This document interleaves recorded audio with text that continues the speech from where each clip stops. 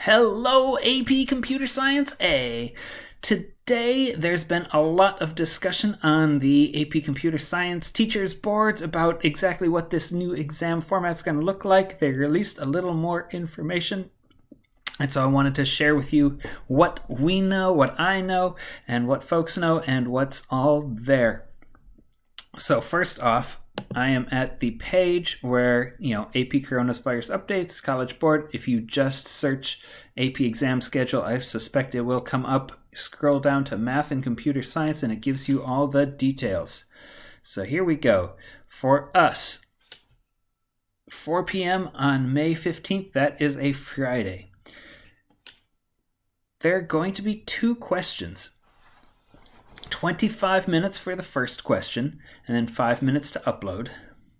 15 minutes for the second question, and 5 minutes to upload. So that's a grand total of 50 minutes, so it'll be close to an hour when it's all said. But you can't go back to question 1. You have to do question 1 all by itself, and then question 2. So, question 1 is going to be question on arrays or array lists. Single-dimensional arrays, one-dimensional arrays, not two-dimensional, or array lists.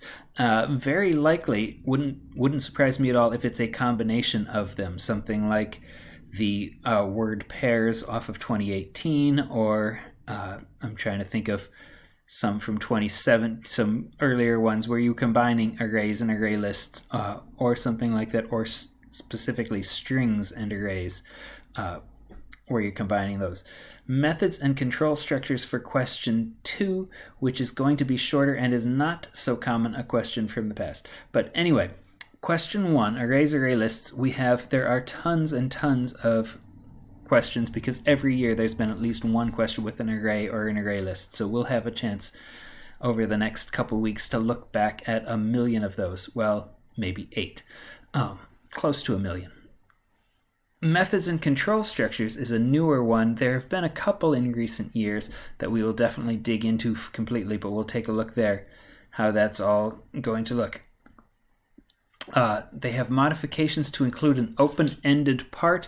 That is something that people are asking, and we're not quite sure what. I think that it's going to be that you have to describe how something might work, so that it's not just code. The thing about code is that if you had your part A answer to a couple of these questions, there'd be dozens of people who would code it exactly the same way. And so I think they're doing an open-ended part where you're explaining your work so that they can have a little more security. Units 1 through 7 are there. Units 8 through 10 are two-dimensional arrays, recursion, and extending object-oriented pieces, like we did extending the animals to specific types of animals. So none of those are on there. However, other useful piece, they're talking about you being able to use your integrated development environment. I'm skeptical on that, and I'm waiting to see what people say over the next couple weeks.